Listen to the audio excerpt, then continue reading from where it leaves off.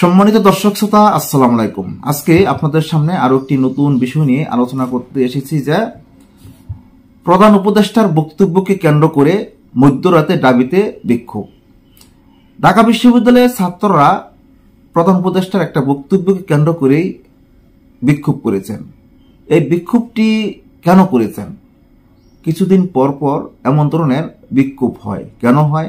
যখনই শুনে যে শেখ হাসিনা দেশে আসতেছে, শেখ হাসিনার অডিও বার্তা ফাঁস, শেখ হাসিনা হরতাল ডেকেছে, আওয়ামী লীগকে নিষিদ্ধ করার পক্ষে সরকার নেই, এমন ধরনের কথা যখন উঠে আসে তখনই আমাদের দেশে অরাজকতার সৃষ্টি হয়। অন্তর্বর্তী সরকার অত্যন্ত জ্ঞানী, মেধাবী, উনি শান্তিতে নোবেল বিজয়ী, উনি একটা সিদ্ধান্ত নিতে পারেন। উনি আমাদের বাংলাদেশের প্রধানমন্ত্রী। আওয়ামী লীগকে নিষিদ্ধ করার পক্ষে অন্তর্বর্তী সরকার নেই, এমন বক্তব্যকে কেন্দ্র করে যে ছাত্ররা মধ্যরাতে বিক্ষোভ করেছেন, এই বিক্ষোভের পরিপ্রেক্ষিতে এখন কি আওয়ামী লীগকে নিষিদ্ধ করবে? এখন সরকারের উদ্যোগ কি? সরকার তো আওয়ামী লীগকে নিষিদ্ধ করার পক্ষে না। যদি নিষিদ্ধ করার পক্ষে থাকতো তাহলে আরো আগেই নিষিদ্ধ হয়ে যেত। বাংলাদেশের মধ্যে একমাত্র সবচেয়ে বড় দল হলো আওয়ামী লীগ এবং বিএনপি। এই দুটি দলের মাঝেই সবসময় হারজিত হয়। গত বছরের জুলাই আগস্টের ছাত্র জনতার গণ অভ্যুত্থানের মুখে পড়ে সাবেক প্রধানমন্ত্রী শেখ হাসিনা বাংলাদেশ ছেড়ে ভারতে চলে গেছেন। ভারতে গিয়ে অনেক রকমের অডিও বার্তা ফাঁস হয়েছে। গত 5ই ফেব্রুয়ারির যে ঘটনাটা ঘটেছে, সাবেক প্রধানমন্ত্রী শেখ হাসিনা বলেছিলেন যে আমি ছাত্র জনতার উদ্দেশ্যে একটা ভাষণ দিব অনলাইনের মাধ্যমে। ভাষণ দেওয়ার কথা ছিল রাতের 9টায়। শেখ হাসিনা কি বলবেন না বলবেন এটা কিন্তু কেউ শুনে নাই। শেখ হাসিনার কথা শোনার আগেই ভাঙচুর করা শুরু হয়েছে। শেখ হাসিনা চাচার বাড়ি, 32 নম্বর বাড়ি, এগুলো কিন্তু ভাঙচুর করা শুরু হয়েছে।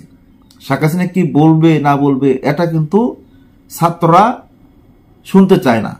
শোনার আগেই ছাত্রদের যে আন্দোলন তারা শেষ করে দিয়েছে। বুলডোজার আন্দোলন করে বুলডোজার দিয়ে বাড়িঘর গুড়িয়ে দেওয়া হয়েছে। শুধু 32 নম্বর বাড়ি গুড়িয়ে দেওয়া হয় নাই, আওয়ামী লীগের মহাসচিব ওবায়দুল কাদেরের বাড়ি, আমির হোসেন আমুর বাড়ি, বিভিন্ন রাজনৈতিক নেতাদের বাড়ি ভাঙচুর করা হয়েছে। আজকে যে কারণে ঢাকা বিশ্ববিদ্যালয়ের শিক্ষার্থীরা বিক্ষোভ করেছেন, তাহলে বেশি কথা না বাড়ি আসুন দেখে আসি বিক্ষোভের কারণ কি। আওয়ামী লীগকে নিষিদ্ধ করার পরিকল্পনা সরকারের নেই। প্রধান উপদেষ্টা ডক্টর মোহাম্মদ ইউনূসের এই বক্তব্যকে কেন্দ্র করে মধ্যরাতে ঢাকা বিশ্ববিদ্যালয়ের শিক্ষার্থীরা বিক্ষোভ করেছে। বৃহস্পতিবার দিনগত রাত 2টায় ঢাকা বিশ্ববিদ্যালয়ের হলপাড়া থেকে মিছিল বের করে শিক্ষার্থীরা। মিছিলটি টিএসসিতে গিয়ে শেষ হয়। বৃহস্পতিবার রাষ্ট্রীয় অতিথি ভবন যমুনায় ইন্টারন্যাশনাল ক্রাইসিস গ্রুপের প্রেসিডেন্ট ও সিইও কমফোর্ট ইরুর নেতৃত্বে আসা একটি প্রতিনিধি দলের সঙ্গে আলোচনায় প্রধান উপদেষ্টা জানান, অন্তর্বর্তী সরকারের আওয়ামী লীগকে নিষিদ্ধ করার কোনো পরিকল্পনা নেই। সংবাদ মাধ্যমে এ খবর ছড়িয়ে পড়লে গভীর রাতে প্রতিবাদ জানিয়ে রাস্তায় নামে ঢাকা বিশ্ববিদ্যালয়ের শিক্ষার্থীরা।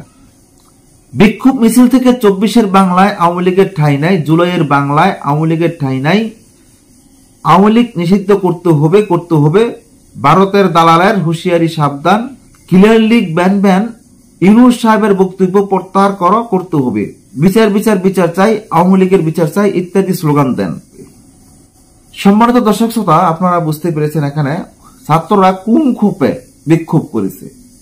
ছাত্রদের একটাই ক্ষোভ, আওয়ামী লীগ এই দেশে আসতে পারবে না, আওয়ামী লীগ এই দেশে আসলে হয়তো তারা বাঁচতে পারবে না, এমন ধরনের চিন্তা ভাবনাই তারা করেছেন। এখন অন্তর্বর্তী সরকার তো তাদেরকে নিষিদ্ধ করার পক্ষে না, যেহেতু আওয়ামী লীগ একটা মস্ত বড় দল, বিএনপি একটা মস্ত বড় দল। এত বড় দলকে নিষিদ্ধ করতে হলে চিন্তা ভাবনা করে নিষিদ্ধ করার পরিকল্পনা করতে হবে। যারা আন্দোলন করেন, যারা বিক্ষোভ করেন, অন্তর্বর্তী সরকারের জায়গায় আপনারা এসে দেখেন কতটুকু প্যারাশানি নিয়ে থাকতে হয়।